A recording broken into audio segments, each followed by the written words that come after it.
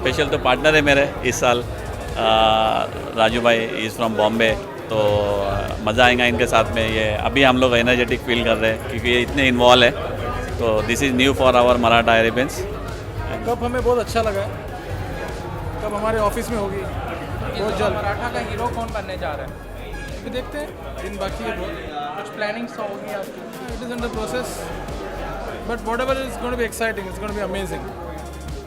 इस दफ़ा मैच चूँकि सारी चीज़ मैच अबू धाबी में है, तो आप समझते हैं कि इस दफ़ा अबू धाबी स्टेडियम में क्राउड इकट्ठा हो पाएगा? क्राउड तो लाया जाता है, क्राउड आ जाएगा, अपने आप क्रिकेट प्रेमी है वो आ ही जाएंगे, कहीं भी हो, वेरेवर, शारजा हो, दुबई हो, अबू धाबी हो, people loving cricket will always come.